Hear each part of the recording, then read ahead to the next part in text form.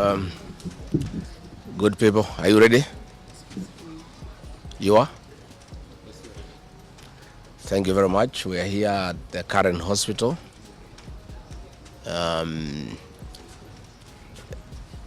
see the Honorable George Koimburi, the Honorable Member of Parliament for Juja, who was brought here in critical condition.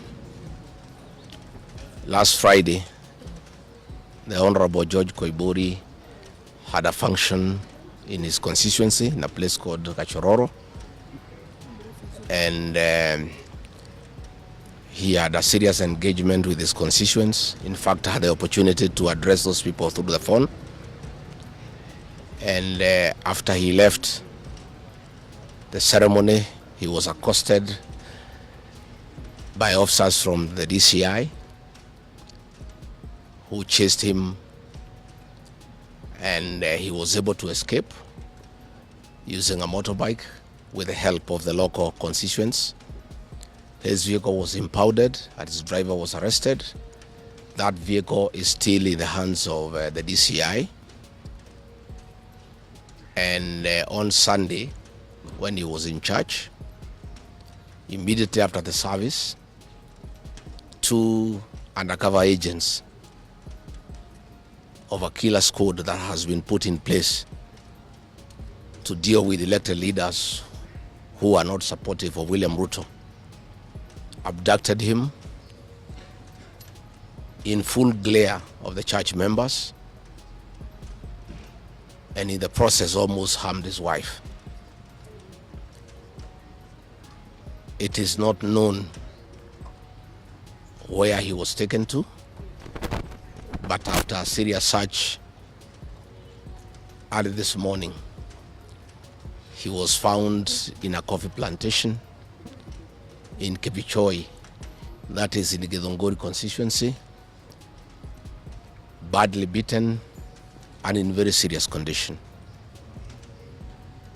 He was taken to a hospital for first aid and later brought here where he was admitted.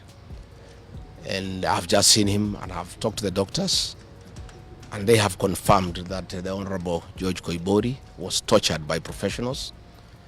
He has serious soft tissue injuries. This is torture normally done by professionals. He has lost his voice, and the doctors are working round the clock to restore his vocal cords. And the Honorable Koimburi has been able to communicate through writing because he's not able to speak. That some chemical was administered through inhalation, and the doctors have told us that preliminary investigations confirm that that chemical has interfered with his vocal cords. The doctors have assured us they are doing everything within their power to make sure that he is out of danger. They have taken blood and urine samples to private laboratories, different ones, so that they can establish what could have happened in matters poisoning. You remember last weekend I said that a special squad had been set aside and now we have confirmation that President William Ruto, CS for Interior Kipchumba Murkomen, and the Deputy Inspector General, Mr. Eliud Langat, all from the Kalenjin community, have put up a squad to deal with leaders who are opposed to this regime. The Honorable Kipchumba Murkomen has sent a message to us through common friends that his appointment to the Ministry of Interior is to make sure that William Ruto is re-elected as president and to deal with anybody who can stop that objective. Officers from the National Police Service has confirmed to us that a special squad of 20 police officers from the Nandi sub-ethnic community are the ones behind the abduction of George Koimburi, and they are the ones that were deployed in Kakamega to target the Honorable John Methu and Karungo Athangwa. Specifically, there were about 300 police officers who were deployed in Kakamega but 20 police officers from the Nandi sub-ethnic community under the direct command of the Deputy Inspector General, Eliud Langat, and reporting to Kipchumba Murkomen and William Ruto, had been assigned to harm the senator for Nyandarua and the senator for Kiambu because of their vocal stand against this regime. Let me say that I want to appeal to the international community to rescue this country. William Ruto has become a very vengeful dictator, and his activities are similar to the one by Dr. Dada and Mobutu Sese Seko. And the level of impunity in this country, if the international community does not come through for the people of Kenya, we are going to have not just killings, but maiming of elected leaders. What has happened to the Honorable Koimburi is a very deliberate attempt by William Ruto, Kipchumba Murkomen, and Langat to scare leaders who speak out. It is meant to scare them. It is meant to sell them fear so that they can stop agitating for the liberation of this great republic. And I want to say that William Ruto must know it is these leaders, it is not these leaders who are against his rule. It is the people of Kenya. These leaders are simply articulating what the people of Kenya are saying. And even if he targets these leaders to kill them, to maim them, he cannot do the same to each and every Kenyan. And I want to tell him to stop spreading the narrative that the rebellion against him is coming from the people of Mount Kenya region. This rebellion is across the country, from Western Kenya, Coast Province, Northeastern, Nyanza, including his native North Rift and South Rift.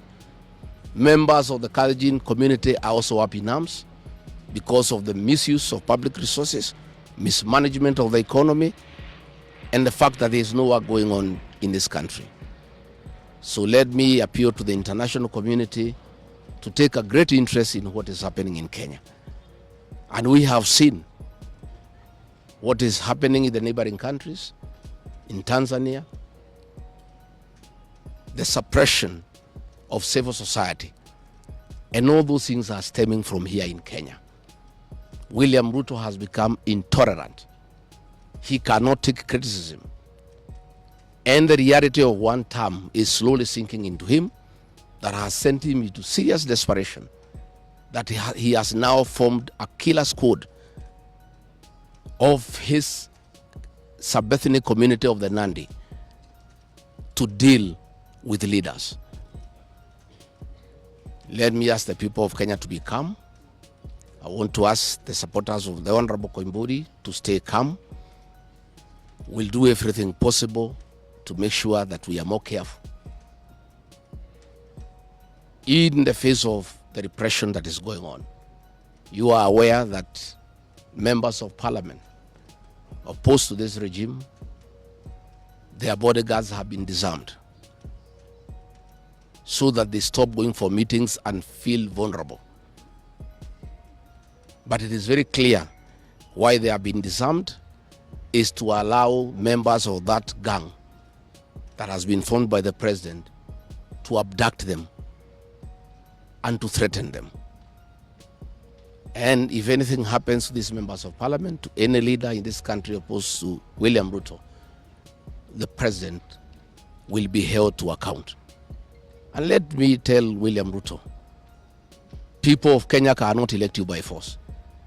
They elected you on their own free will. You are a popular leader 3 years ago, and you messed yourself up through bad governance, one-man rule, theft of public resources, wanton corruption, and tribalism. You cannot blame any of us here for the situation you find yourself in. The one-term movement is unstoppable, and there is nothing the president can do. He can kill these leaders, he can abduct them, he can torture them, but he cannot do that to all the people of Kenya. So I want to urge members of parliament and senators and others not to give up. Nobody can die from morning to evening. You can only die once. And the tree of liberation will be watered by blood. The Honorable George Koimburi is a hero of the Kenyan people. What he has undergone, the torture, the pain he is in, the anguish to his family members is not in vain. This liberation will take place, it will happen. And let me conclude by asking the Kenyan people not to be intimidated. Kenya is a constitutional democracy. They are entitled to cast their vote the way they want. And William Ruto cannot force the people of Kenya to elect him. And there is nothing he can do about it. Thank you very much.